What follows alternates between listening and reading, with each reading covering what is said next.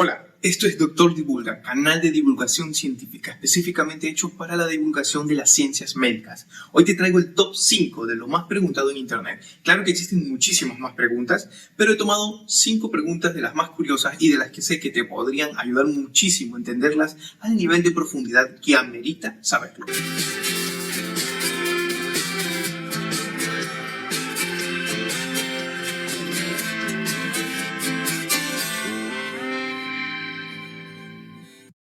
Bien, la primera pregunta que te traigo es una que me ha parecido muy interesante a mí y seguramente te lo has preguntado también tú en casa. Fue una de las cosas más preguntadas en el motor de búsqueda de Google en el año 2019 y 2020.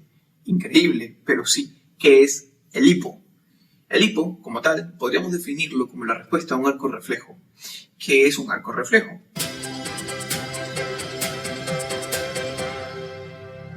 ¿Y cómo se presentaría? Como contracciones de tipo mioclónicas, que son contracciones musculares involuntarias sobre las que no vas a tener un control como tal, pero que participan para su desarrollo. Algunos elementos del sistema nervioso central participarían en el desarrollo del hipo, como cuáles, por ejemplo, el nervio vago, las fibras nerviosas simpáticas y también lo que serían los nervios frénicos. Estos nervios van a estimular ciertos músculos, como cuáles, lo que es el diafragma y los músculos intercostales, para que se dé la contracción. Pero en este impulso también se encuentran algunos otros elementos más complejos del sistema nervioso central, como por ejemplo la porción superior de la médula espinal, el bulbo raquídeo, específicamente un área cerca del área póstrema, que es el centro del vómito, ¿sí? Lo que estimula la náusea y estimularía, por lo tanto, el vómito con los cambios de presión. Está relacionado con esa área y también con otras formaciones como lo que es el hipotálamo. Aparte de eso, también se incluyen otras estructuras un poquito más complejas de las que en algún momento en este canal vamos a hablar a detalle, como la formación reticular. Una vez que se estimulan todas estas estructuras para que se produzca como tal el hipo, algunos neurotransmisores, que son sustancias que circulan en nuestro cuerpo y son principalmente, como la palabra lo dice, neurotransmisores de nuestro sistema nervioso central, para ejercer ciertos efectos. Estos neurotransmisores que participan serían los principales, la dopamina y el GABA. Estas estructuras en conjunto funcionan para que se desarrolle el hipo, se dé la contracción de aquellos músculos, como sería el diafragma y los músculos intercostales. Posteriormente, se da un estímulo a nivel de lo que es la laringe, se cierra la glotis y se produce dicho sonido característico, el hip, ¿verdad? O algo así. Bien, entonces, una vez que se produce, tenemos ya desarrollado el hipo. ¿Y cómo lo podríamos clasificar? De 3 maneras siguientes. El hipo se clasifica como ataque agudo, aquel que dura menos de 48 horas, ataque de tipo persistente, aquel que dura más de 48 horas, y el que llega a pasar un tiempo de duración de más de un mes se le denomina como hipo intratable. Quiero darte un dato interesante. El récord mundial Guinness de la persona con más tiempo que ha tenido un hipo de tipo intratable fue de 69 años y 9 meses. No se le atribuyó ninguna causa y, según refieren los escritos, el paciente logró curarse después de encomendarse a un santo, al que era muy devoto. ¿Puedo sacar esto? Oye, y pensándolo, ¿yo por qué te he traído esta pregunta? Porque creo que te podría ser bien saberlo. Existen ciertas enfermedades que podrían desarrollarse y mostrar como uno de los síntomas dentro del cuadro clínico a un hipo de tipo persistente o un hipo intratable. Sí, algunas enfermedades como cuál, principalmente aquellas que refieren del sistema nervioso central, como incluso un accidente cerebrovascular, como también algunas enfermedades de tipo gastrointestinales, que son entre ellas los 2 grupos de enfermedades más comunes en los que se puede presentar un hipo, tanto de tipo persistente como intratable. Sin embargo, algunas enfermedades cardiovasculares, como la isquemia miocárdica, la pericarditis y el aneurisma aórtico se han asociado con el hipo persistente, al igual que las afecciones nasales, faríngeas y laringeas, incluido la presencia de cuerpos extraños en el conducto auditivo externo. Situaciones como por ejemplo la ansiedad también pueden provocarlo, y algunos medicamentos como las benzodiazepinas. Entonces, tener mucho cuidado con lo siguiente. Te voy a dar un grupo de maniobras y estrategias que podrías aplicar cuando tienes hipo. Si esto no te sirve y no soluciona el problema, se transforma en un hipo persistente, en un hipo de tipo intratable, por favor, acude a atención médica. Bien, ¿cuáles son esas maniobras? Entre ellas tenemos las principales y más conocidas de toda la vida. Te lo ha dicho seguramente el abuelito o la abuelita en casa porque es lo que más se ha hecho desde tiempo atrás. El susto inducido. Ten cuidado si tiene problemas cardíacos. Esa no sería tan sugerible. Pero entonces, regresando al resto de maniobras, tenemos también algunas muy básicas, como por ejemplo compresas frías aplicadas en la cara. Es otra que podría ser muy efectiva. También la aplicación intranasal de vinagre e incluso la inhalación de ciertas sales aromáticas, lo cual te sugiero que hagas con cuidado porque también podría generar cierta irritación en la vía respiratoria. Y entre las más conocidas y más antiguas también, la contención de la respiración de manera controlada. Esas serían las maniobras básicas que podríamos usar para solucionar el problema del hipo. La segunda pregunta es muy común cuando el paciente ya ha sido diagnosticado con esta patología. ¿Cómo bajar la presión arterial? Te voy a explicar algo breve para que entendamos cuál podría ser también el origen del problema. Algo que se está sabiendo desde hace un tiempo es que probablemente existe una infravaloración en el diagnóstico de la hipertensión secundaria. Pero para eso tengo que explicarte que existen dos tipos de hipertensión: la primaria o esencial y la hipertensión secundaria. La hipertensión primaria es aquella que, no se le encuentra una causa por la cual se origina. Y la secundaria es la que es generada por una determinada enfermedad que ya se encontraba instaurada. Mucho tiempo se ha pasado con la costumbre a nivel médico de que el profesional examina al paciente y dice, bueno, es hipertensión primaria. Pero no ha hecho los estudios suficientes ni ha llegado al diagnóstico para saber si realmente es una hipertensión primaria o esencial. Muchas veces puede estar siendo una hipertensión secundaria, y si logramos detectar una hipertensión secundaria y solucionamos dicho problema que la causaba, podemos frenar el desarrollo y como tal la aparición, la persistencia de esa hipertensión, y solucionaríamos el problema de tanto consumo de tabletas, diferentes medicamentos que muchas veces dificultan que el paciente pueda llegar a una resolución o a un control, en realidad. Entonces, eso nos menciona, por cierto, este estudio que te voy a dar en pantalla. Es un estudio muy actualizado y dice una gran verdad. Entonces, hay que detectar primero qué tipo de hipertensión estamos enfrentando. Hacerlo correctamente con un buen análisis a nivel semiológico y también de las pruebas complementarias. Bien, una vez entendido esto, existen ciertas recomendaciones cuando el diagnóstico ya está hecho que nos ayudarían a bajar la presión. La primera de todas es, sí, la reducción de peso. Muy difícil, lo sé, pero es lo primero que tenemos que intentar hacer, es reducir el peso. Según la Asociación Americana de Cardiología, se espera una reducción de 1 milímetro de mercurio en la presión arterial por cada reducción de 1 kilogramo de peso corporal.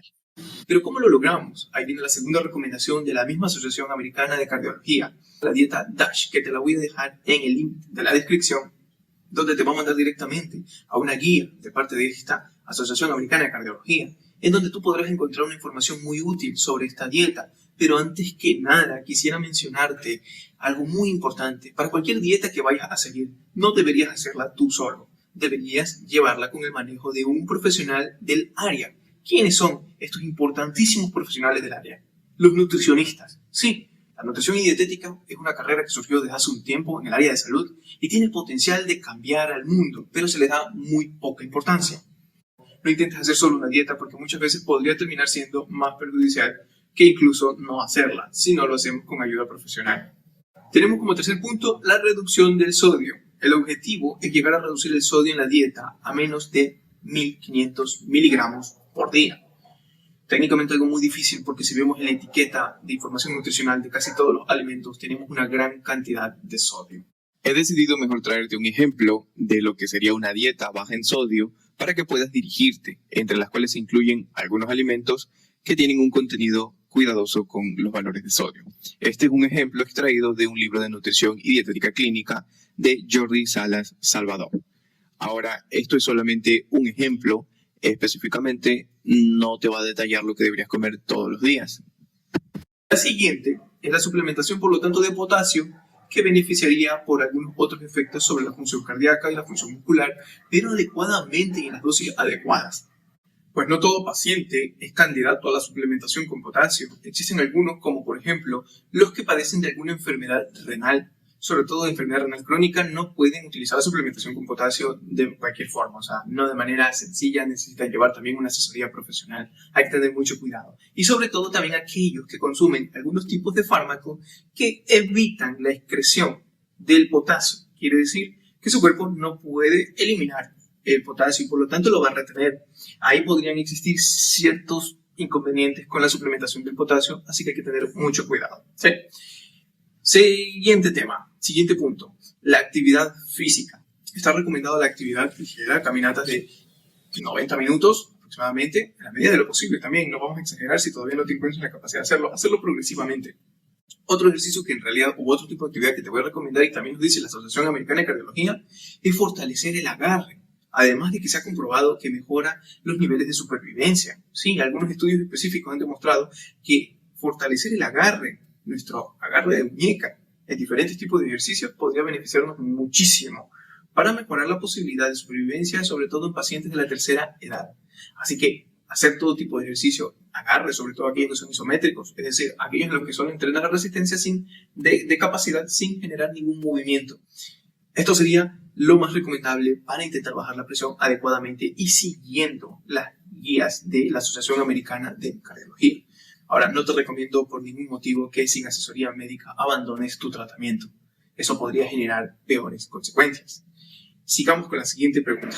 La siguiente pregunta creo que ha sido una de las más buscadas también en Google hace un tiempo, porque se puso de moda la crítica a una novela, en realidad, en la que salía un médico como tal, que era un actor, que obviamente no están preparados en el área de ningún concepto de la salud, y pueden cometer errores. Pero creo que eso fue lo que fomentó, que en realidad esta fue una de las preguntas más realizadas en internet hace un tiempo. ¿Dónde se produce la insulina? La insulina se produce a nivel de las células beta pancreáticas que se agrupan en islotes en el órgano del páncreas como tal, y se les denomina como islotes de Langerhans. Aunque no me lo preguntaste, y esto no era la pregunta, pero te lo voy a decir. ¿Sabes cómo funciona la insulina en tu cuerpo? Porque esto es increíble que lo sepas. Funciona por un mecanismo denominado como retroalimentación negativa.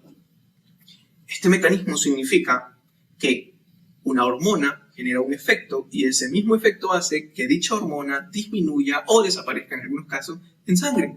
Es decir, el propio efecto que crea la hormona hace que ella misma luego se regule, desapareciendo, disminuyendo. Esto es increíble. Si te pones a pensarlo, lo que sucede es que cuando nuestros niveles de glucosa están altos, estimulan a estas células del páncreas, las células beta, para que segreguen la insulina. Y una vez que ya controló por diferentes mecanismos, y cabe resaltar que la insulina tiene muchas otras funciones más, pero bueno, regresemos al tema. Por diferentes mecanismos disminuye los niveles de glucosa altos en sangre, pues la insulina ya no necesita estar en grandes niveles y disminuye a nivel sérico, es decir, a nivel de la circulación de la sangre. Increíble. Bien, otra de las preguntas más realizadas en el buscador de Google fue cómo disminuir o cómo poder tratar las varices. De manera más detallada, las opciones de tratamiento conservador incluyen compresión externa, modificaciones del estilo de vida, como evitar también estar de pie y hacer esfuerzos durante periodos prolongados, la realización de ejercicio, uso de ropa que no genere presión excesiva, modificación de los factores de riesgo cardiovascular e intervención para reducir el edema periférico. Elevación de la pierna afectada también ha sido una de las medidas más recurrentes y que muestran efectividad. La pérdida de peso y el uso de los denominados flebotónicos. Estas medidas se recomiendan para pacientes que no son candidatos para el tratamiento endovenoso o quirúrgico, no desean también una intervención o están embarazadas. La compresión se ha recomendado durante mucho tiempo como terapia inicial para las venas de tipo varicosas. Sin embargo, no hay evidencia suficiente para determinar si las medidas de compresión son efectivas en el tratamiento de las venas varicosas en ausencia de úlceras venosas activas o curadas. Porque sí, este tipo de complicaciones también podrían llegar a evolucionar a un tipo de úlceras que podría producirse en los miembros inferiores.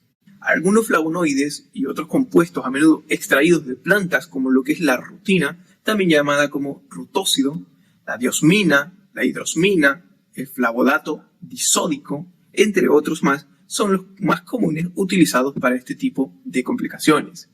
Existen algunos tipos de suplementos que derivan de ciertas plantas que pueden utilizarse con seguridad. Por ejemplo, el denominado Diosmiplex se deriva de la cáscara de naranja y está categorizado como un suplemento médico, no como un medicamento. La siguiente pregunta sería, ¿qué es un aneurisma? Un aneurisma es una dilatación anormal que se da de manera localizada en un vaso sanguíneo o también en el propio tejido del corazón. En el tejido muscular del corazón, sí, también se puede producir ahí. Y puede suceder de manera adquirida a lo largo de la vida o de manera congénita, es decir, desde el nacimiento. Existe una clasificación para el aneurisma, que sería aneurisma verdadero y pseudoaneurisma, o aneurisma falso también llamado. En realidad, ambos son igual de peligrosos y en ambos casos pueden existir situaciones de mucha gravedad, como por ejemplo una ruptura de dicho aneurisma. Ahora te voy a poner una imagen para poder explicártelo de manera más detallada y me puedas entender cuál es la diferencia entre cada uno de estos. Como podemos observar, la primera imagen se trata de un vaso normal. La segunda es un aneurisma de tipo verdadero o también denominado como sacular, en el que solo se afecta una porción de dicho vaso sanguíneo. En cambio, el aneurisma verdadero de tipo fusiforme, que es el siguiente en la imagen, este se ve afectado en ambos lados, a lo largo de todo un recorrido o un tramo específico de lo que es el vaso sanguíneo. Posteriormente tenemos en la misma imagen lo que sería un falso aneurisma. El falso aneurisma en realidad no es más que la discontinuidad de la pared de un vaso, generando una injuria o un daño, lo que permite que se cree un hematoma extravascular, es decir, el líquido dentro del vaso sanguíneo va a pasar a la parte externa del tejido que comprende al vaso sanguíneo como tal, es decir, el tejido extravascular, como podemos observarlo en la imagen, y suele llamárseles como aneurismas pulsátiles. En estos casos existe igual riesgo como en cualquier otro de que se produzca una ruptura. Bien, pero ¿qué lo causa? Es la pregunta. ¿Qué causa un aneurisma? Un aneurisma, que como ya sabemos puede producirse tanto en arterias a nivel del cerebro o también de la aorta, que es la arteria más grande que tenemos, y también de arterias más pequeñas que salen de estas mismas usualmente, puede producirse principalmente por dos tipos de factores genéticos y los que se darán en el transcurso del desarrollo, es decir, que pueden ser adquiridos. Entre los factores genéticos tenemos algunos síndromes, como el síndrome de Marfan o el síndrome de Loeys-Dietz. El síndrome de Marfan, en este proceso se va a dar por un mecanismo principalmente. Dentro de nuestros vasos sanguíneos existe una capa interna, que es técnicamente la que tiene contacto con la sangre, y eso se le denomina endotelio. Este endotelio tiene adherido algo llamado matriz extracelular, un conjunto de elementos que permiten la movilización de todo tipo de productos que interfieren en nuestras funciones a nivel fisiológico, es decir, para funcionar correctamente. Nuestros vasos, arterias y venas se encuentran en constante remodelación.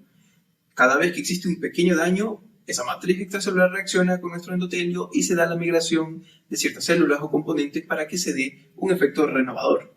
Si eso se ve interferido, entonces, sea por factores genéticos o por factores ambientales y de exposición a determinadas sustancias, entonces ahí va a producirse un daño a nivel del tejido interno de nuestros vasos, generando una predisposición a que aparezcan los que serían las complicaciones como el aneurisma. Ahora, ¿qué sucede con estos pacientes que nacen con un síndrome de Marfan o el síndrome de Loeys-Dietz? En estos casos, dicha remodelación se ve afectada, no se produce adecuadamente por factores genéticos, vienen desde el nacimiento. Entonces, pero hay que resaltar que en el síndrome de Loeys-Dietz es mucho más complicado. Incluso en ese caso, un pequeño aneurisma puede llegar a tener una ruptura y generar graves complicaciones. Ahora, en el resto de complicaciones que se dan a lo largo de la vida, ¿qué lo podría causar?